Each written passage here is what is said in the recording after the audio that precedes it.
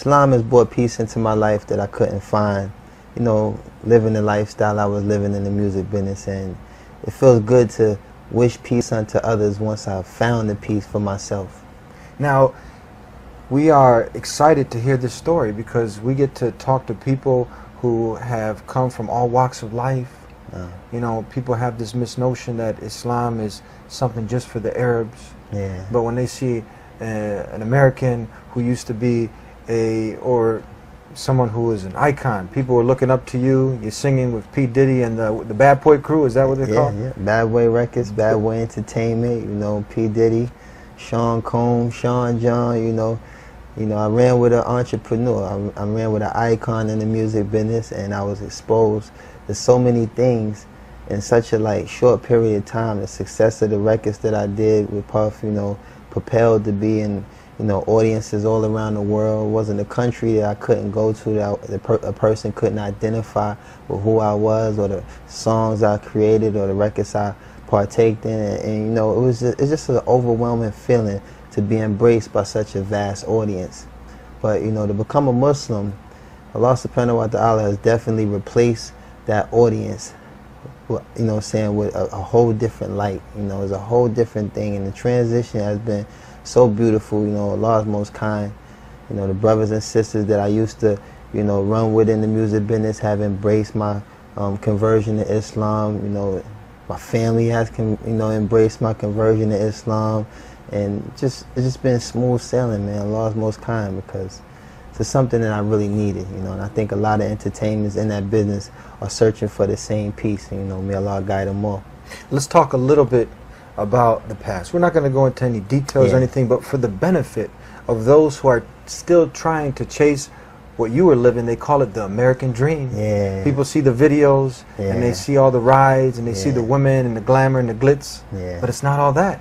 Well, for the most part, I think that a lot of people, you know, mainly, you know, preferably the youth, you know, we all share kind of the same common desires and temptations. And I think the music business kind of breeds these things, and it gives people a one-dimensional perception of, you know, mostly the perks in the business, so to say. And I think that, you know, the youth, by being so inspired all around the world, you know what I'm saying, being so inspired, who have been born into certain faiths, you know what I'm saying, like Islam and things of that nature, you know, they try to incorporate this lifestyle into something that's so beautiful. You know what I'm saying, Islam is just so beautiful, and I've been seeing over the years how, you know, this business and this lifestyle has affected so many of the youth. And myself, I think that traveling the world and living this consistent pattern of doing so many sinful things, you know, that come with the business. You know, we actually, you know, have the opportunity to make songs that might not be so vulgar, might not be so, you know, negative. But the reality of it is, there's a lifestyle that comes with it.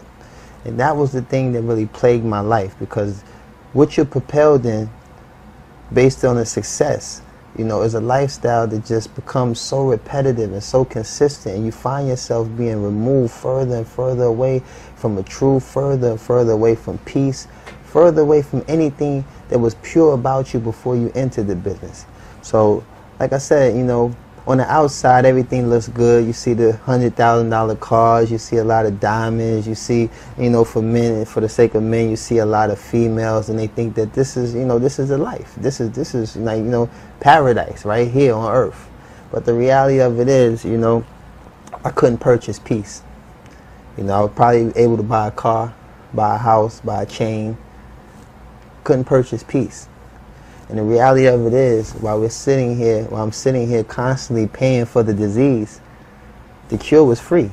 Paying for the disease. Paying for the disease. And the cure is free. And the cure is free. Why are people running away from something that's free to something that's expensive? Because you got to pay for the martinis and the, I forgot what's even drunk in the club nowadays, the Dom Perignons, and you got to pay for all these things. And but you can get some water easy, like when that's what I'm saying. Like, I think people treat life like the flu shot. You think you can treat the flu with the flu. Yeah, it's not like that. You know what I'm saying? And what happened was, you know, Allah's guidance is just amazing, because I think sincerely in my heart, Allah heard me and heard the oppression that's hidden you know what I'm saying, from a lot of us entertainers. You know, we try to forge this image and we try to forge this character that's, you know what I'm saying, like suitable for the fan. The fan admires this character, they're drawn to this character, but the reality of it is we face tragedies no different from normal people. But the reality of it is we try to go past that and continue to feed the fan, you know, this impression that they desire and that they gravitate to.